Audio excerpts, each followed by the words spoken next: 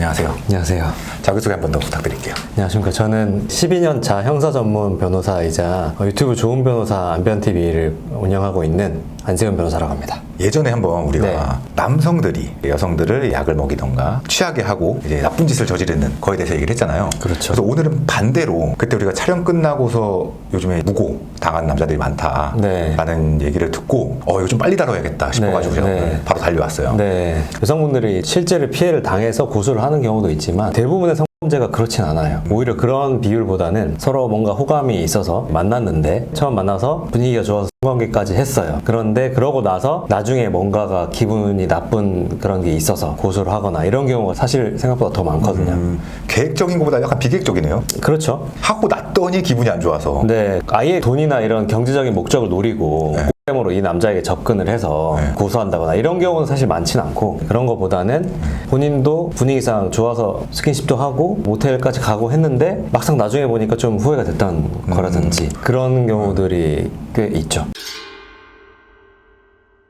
네. 그럼 수임을 했거나 네. 상담을 했던 건수는 한 어느 정도 돼요? 한 몇십 건은 되죠. 변호사 사무실이 여기서도 되게 많은 걸로 알고 있는데 네. 이 사무실에도 또 몇십 건이면 다른 데도 한 몇십 건씩이라고 쳐도 1년으로 따지면 어마어마한 거잖아요. 그렇죠. 여러 가지 이제 상담을 하셨으니까 네. 우선은 어떤 사례들이 있는지부터 말씀해 주세요. 실제 뭐 사례 중에 남자분이랑 여자분이랑 어떤 경로를 통해서 어떻게 알게 됐고 호감을 가지고 밖에서 한번 데이트도 해보니까 남자가 멀쩡한 거야. 그래서 그 남자 집에 같이 가게 된 거죠. 가서 술도 한잔하고 많이 취하지도 않았어요. 자연스럽게 스킨십을 하는데 전화가 계속 오더래요. 여자분 핸드폰에. 되게 뭔가 불안해 하더래요. 여자분 표정이. 전화 오는 걸 안 보여주려고 하고 그러다가 관계까지 다 했는데 그날 그냥 잠에 들고 여자분 당연히 옆에 같이 잤는데 새벽에 없어졌더래요. 없어져서 나중에 보니까 다음 날에 고소를 한 거예요. 고소 내용은 뭐예요? 강간을 당했다. 집까지 따라갔는데요? 네. 갔어도 이 남자가 불리할 수밖에 없는 게 집안에 CCTV가 없잖아요. 네. 그러니까 그 집안에서 무슨 일이 있었는지는 알 수가 없는 거죠. 근데 이 남자분이 이제 신의 한 수를 썼어. 자기를 방어할 수 있는 녹음을 한 거예요. 주고받았던 대화라든지 이런 것들이 다 녹음에 남아 있었던 거죠. 녹음 없어서 뭐 어떻게 돼요? 그러면 이거 무혐의로 받기 쉽지 않죠. 그래서 알고 봤더니 이 여자분이 남자친구가 있었고 새벽에 나간 이유도 계속 전화가 온 거예요. 남자친구한테. 그래서 전화를 받다가 남자친구가 집에 찾아온다고 했대요. 그래가지고 뭐 놀라가지고 도망을 간 건데 그때 그래서 너 어디 갔었냐 이렇게 추궁당하고 하다 보니까 사실 남자랑 있었던 게 발각이 되고 고소를 하게 된 거죠. 와.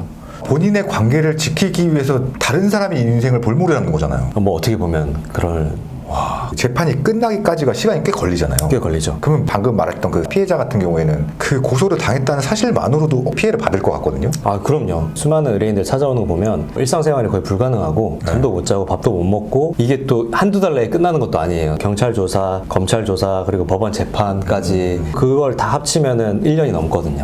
그 기간 동안에 본인은 제대로 된 생활을 못 하는 거죠. 그리고 이게 무혐의가 나와야지 무고로 맞고소해서 이 사람을 처벌할 수 있잖아요.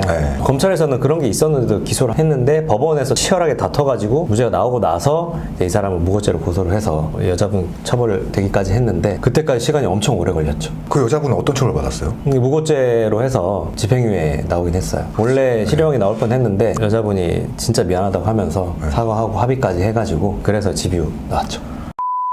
와, 근데 매체 같은 거 보면은 무고죄로 실형을 산 경우는 드문 일처럼 느껴지거든요. 그렇죠. 방금 말씀하신 것처럼 집유를 받거나 아니면 약간 흐지부지 되는 느낌? 뭔가 네. 책임을 지지 않는 느낌이 강한데 실제는 어때요? 그래서 무고죄가 인정되는 게 사실 쉽지가 않아요. 성범죄로 여자가 고소를 해서 남자가 처벌받는 확률이랑 여자가 무고죄로 처벌받는 그 확률이 엄청나게 차이가 나요. 남자는 무죄가 맞는데 무고죄를 걸었어요. 근데도 무죄가 나오는 확률이 많아요. 그런 경우가 더 많죠. 근데 일반 사람이 생각하기에 고소를 했는데 남자가 무혐의가 나왔다는 건 이 사람이 어떤 의도를 가지고 했다고 볼 수도 있잖아요, 정황상. 근데 재판에서는 무고죄 무죄가 나오는 경우는 어떤 근거인 거예요? 남자가 무죄나 무혐의가 나온다고 해서 무조건 무고죄가 된다고 보기 어려운 부분이 무고죄가 되려면 이 여자가 이 남자가 무죄임을 확실히 알면서 이 사람을 처벌하기 위한 목적으로 고소했다는 게 인정이 돼야 되거든요. 근데 그게 쉽지가 않죠. 예를 들어서 없는 사실을 고소를 했어요. 그리고 이 사람을 만난 적도 없고 그렇게 했는데 이 사람이 나를 만졌다 하고 고소하면 그거 무고죄가 되는데 스킨십 한 건 맞아.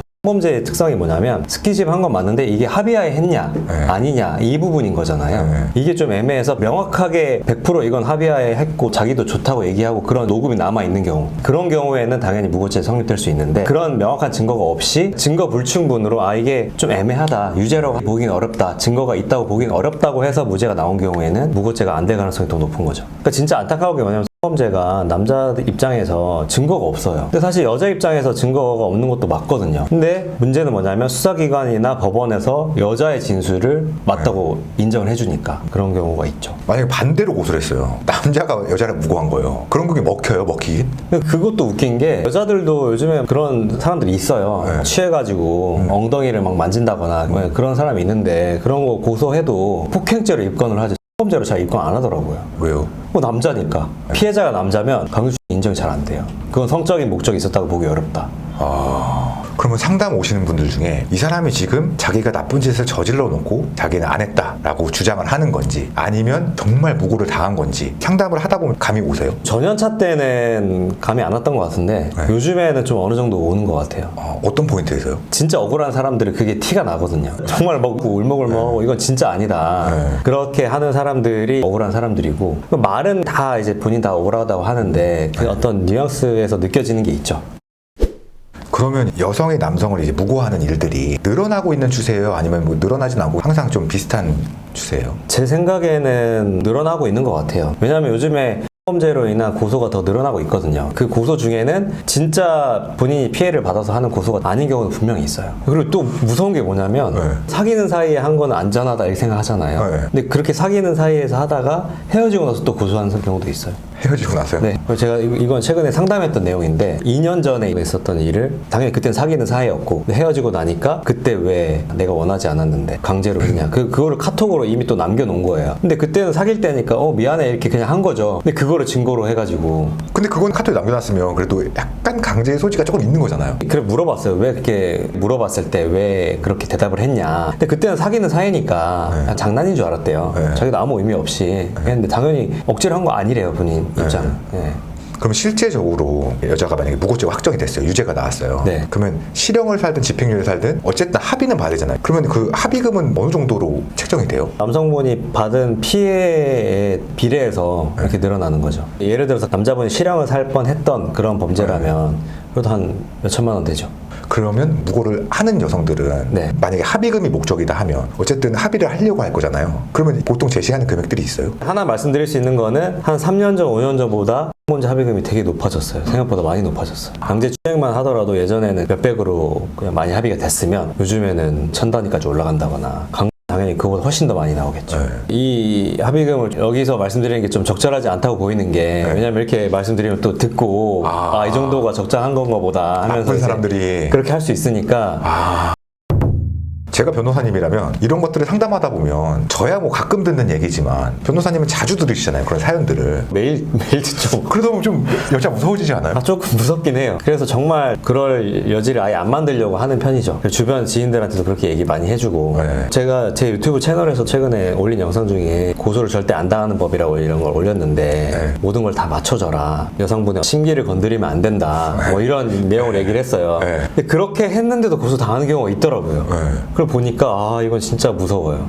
우리가 저번에 한번 나쁜 남자들을 조심해야 되는 이유도 했었지만 네. 오늘은 나쁜 여자들을 조심해야 되는 이유잖아요. 네. 우리가 거의 보통 20, 30대를 타겟으로 얘기하긴 하잖아요. 20, 30대한테 성범죄와 관련해서 한 말씀 해주신다면 뭐가 있을까요? 요즘 세태를 보면 워낙 빈번하게 서로 마음이 맞으면 하는 경우가 많이 있잖아요. 네. 근데 이런 뭐 고소당할 그런 것들 때문에 그렇다고 뭐 사람을 안 만날 수도 없고. 그렇죠. 그래서 변호사로서 말할 수 있는 건 당연히 뭐 조심하라는 말밖에 할 수는 없는데 근데 그런 건 있는 것 같아요. 정말 서로 감정적인 교류가 좀 되고 이런 사이에서 원샷이 되든 조금 빠른 스킨십이 되든 이런 거는 그래도 비교적 안전할 수 있는데 그런 감정적인 교류가 전혀 없는데 단순히 남자 입장에서 그날 자신의 욕구를 채우기 위해서 분위기를 만들어서 그 스킨십을 위한 그런 것들만 했을 때는 그 위험도가 엄청나게 높아진다. 네.